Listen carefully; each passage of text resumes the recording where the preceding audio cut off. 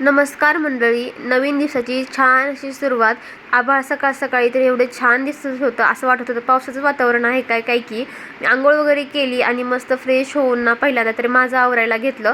आणि माझं ना आज बेडरूमसुद्धा मला आवरायची राहिलेली होती.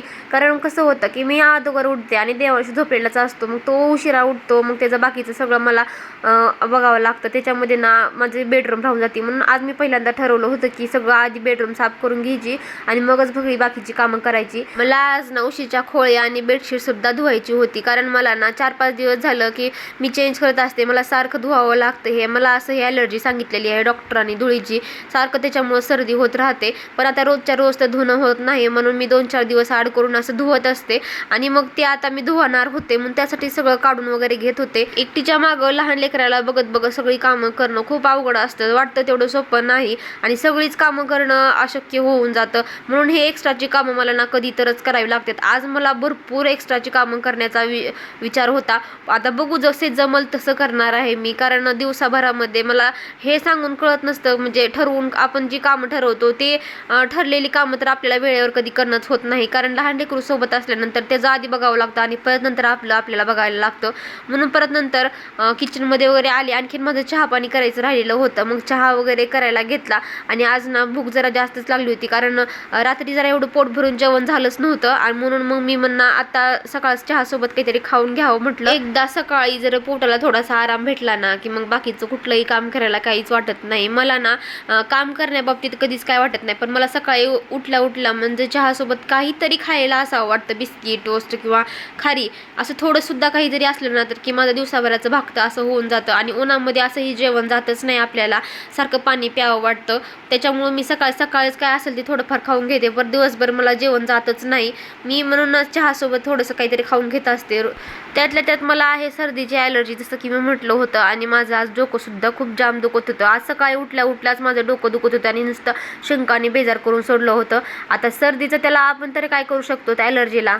थोडं पाणी जरी चेंज झालं, वातावरण चेंज झालं की लगेचच मला शिंका चालू होतात आणि त्याच्यामुळे इतका त्रास होतो. आणखी माझा स्वयंपाक करायचा बाकी होता. आता देवांश तर बाहेर खेळायला त्याचं चांगलं होतं चालू खेळायचं, म्हणून मी म्हटलं की माझा स्वयंपाक पटकीन आवरून घेते, म्हणजे मला त्याला नंतर जास्त वेळ द्यायला येतो.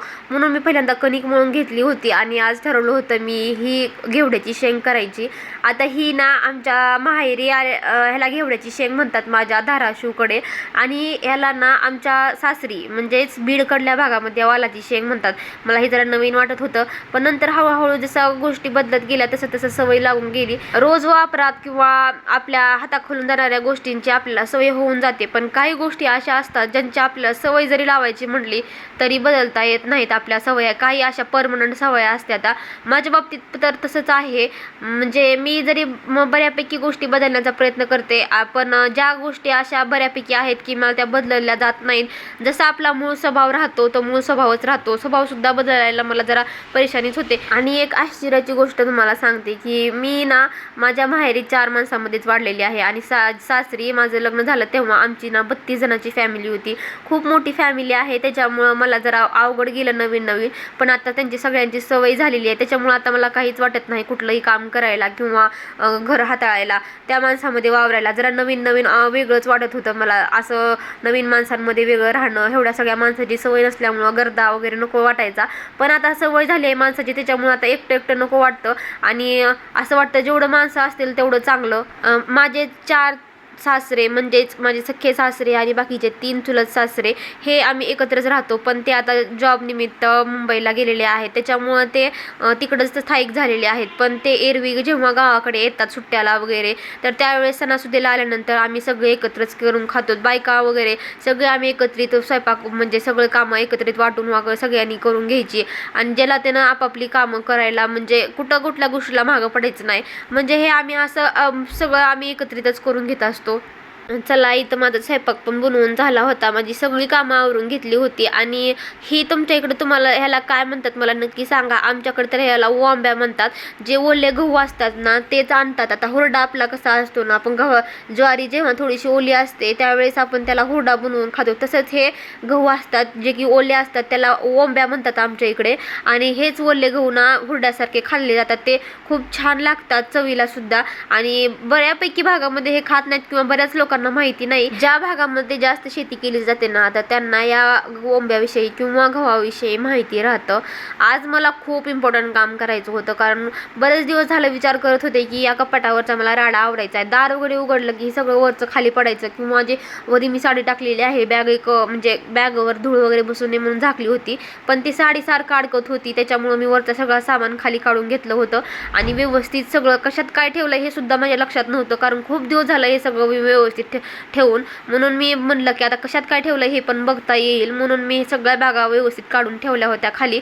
आणि म्हणलं की धूळ वगैरे वरी झाली असली तर ते सुद्धा व्यवस्थित साफ करून घेता येईल. तर इतकी जास्त धूळ झाली होती म्हणून मी ना ओल्या कपड्याने पुसून घेतली. रोजच्या कामाच्या घाई गडबडीमध्ये किंवा काहीतरी आळस आला किंवा दुसरं एक्स्ट्राचं काही काम निघालं ना की हे कामं सगळी राहूनच जातात.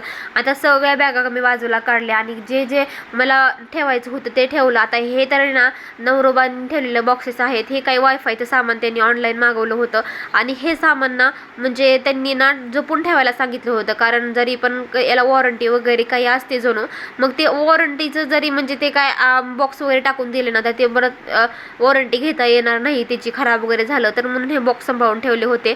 आणि ह्या बॅगमध्ये ठेवल्या होत्या मी नवीन साड्या, ज्या की मला लग्न झाल्यापासून कुठंही गेल्यावर नेसवलेल्या असतील किंवा काही कार्यक्रमामध्ये कोणी नेसवलेल्या असतील. आणि काही म्हणजे 5व्या महिन्यातली काही ओटी भरली होती त्या टायमाला पण काही ओटी भरताना आणलेल्या साड्या होत्या, ज्या की मी आणखीन त्यांचे घड्या पण उकलून बघितलेल्या नव्हत्या, कारण एवढ्या साड्या वापरण्यामध्ये येतच नाहीत. आणि आता आपलं जर रोज ड्रेस घालण्यामध्ये येतात आणि एवढ्या साड्या कुठं आपल्या आधीच्या साड्या भरपूर असतात कपाटामध्ये, म्हणून मी ह्या साड्या जशाच्या तशा बॉक्स सहित या बॅगमध्ये भरून ठेवल्या होत्या. म्हटलं की जर कधी काढायच्या झाल्या तर नंतर काढता येतील, किंवा जर आता आपण कुठं कार्यक्रमाला अचानक वगैरे चाललो आणि आपल्याजवळ काय नसेल तर यातल्यापैकी कुठलीही साडी घेऊन आपल्याला जाता येते. आणि साड्या खूप भारी भारी होत्या, जे की माझ्यासाठी म्हणून ओटी भरायला माझ्या घरच्यांनी आणल्या होत्या, माझ्या सगळ्या जवळच्या माणसांनी, पण त्या माझ्या राहून गेल्या होत्या.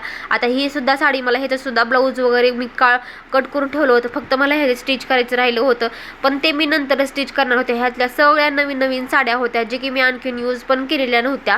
आणि या सगळ्या बॅगमधल्या सगळ्या व्यवस्थित भरून ठेवायच्या होत्या. मग ते सगळं मी व्यवस्थित भरून ठेवलं. त्या मोठ्या बॅगमध्ये ना मी काही देवाशूचे ड्रेस ठेवले होते, जे की त्याला पहिल्या बड्डेला काही आणले होते, जे की त्याला खूप जास्त मोठे होत होते आणि आणखीन एवढे जास्त जरा जास्तच त्याला ड्रेस झालेले आहेत नवीन ना, त्याच्यामुळे त्याचे काही वापरात पण येत नाहीत. मग जे साईजला त्याच्यापेक्षा थोडेसे मोठे आहेत आणि नवीन आहेत ना ते मी या बॅगमध्ये भरून ठेवले होते. म्हटलं जेव्हा तो मोठा होईल त्यावेळेसच ते मी वापरायला काढीन. आता सध्या तरी नाही म्हणलं तर त्याला 10 ते 12 ड्रेस नवीन होते, जे की त्याला सध्या येत होते आणि रेग्युलर यूजचे तर वेगळेच आणखीन. मग ह्या ड्रेसपैकी ते आणखीन 6-7 ड्रेस होते, जे की थोडेसे साईजला मोठे होते, म्हणून मी ते या बॅगमध्ये भरून ठेवले. आणि त्याच्या लहानपणीच्या काही गोष्टी, ज्या की त्याला छोटीशी गादी घेतली होती, ती छोटीशी गादी किंवा त्याच्या पांघरायचं वगैरे छोटीशी गोदडी वगैरे शिवलेली होती, ते सगळं सामान व्यवस्थित धुवून मी ह्या बॅगमध्ये पॅक करून ठेवलं होतं. आणि या एक बॅग शिल्लक राहिली होती, त्या शिल्लक बॅगमध्ये ना मी सँडविच मेकरची मशीन आणि बरंच काही असं सामान, जे की मला वरती लागणारच नव्हतं आणि कपाटामध्ये उगीच त्याची जागा पडून राहत होती, जे की मला सामान ठेवायला कमी पडत होती, म्हणून ते सामानसुद्धा मी न लागणाऱ्या बॅगांमध्ये भरून ठेवलं होतं. म्हणजे जेव्हा ह्या बॅगावरती ठेवल्या जातील ना तर सामान हे व्यवस्थित बसेल. कपाट तर मी आधीच पुसून वगैरे ठेवलं होतं व्यवस्थित. मग नंतर आता ह्याच्यावर मला ही साडी व्यवस्थित अंथरून घ्यायची होती आणि नंतर ना बॅगा ह्याच्यावर ठेवणार होते, म्हणजे ह्या कपाटावरही धूळ बसणार नाही. आणि व्यवस्थित मी ना बॅगा ह्या साडीमध्ये रॅप करून ठेवणार होते, जेणेकरून बॅगासुद्धा धुळीनं घाण होणार नाहीत. चला, आपलं कपाट तर सगळं व्यवस्थित वरचं सामान ठेवून झालं होतं, पण आता सामान खाली घेताना काही धूळ ना ह्या बेडवर पडली असेल. आता देवाशू पण झोपलेला होता तसाच, म्हणून हळूहळू सगळं असं धूळ वगैरे खाली टाकून घेतली मी. आणि बराच राडा आणखीन खाली पडला होता, म्हणून मी म्हटलं झाडूच मारून घेते.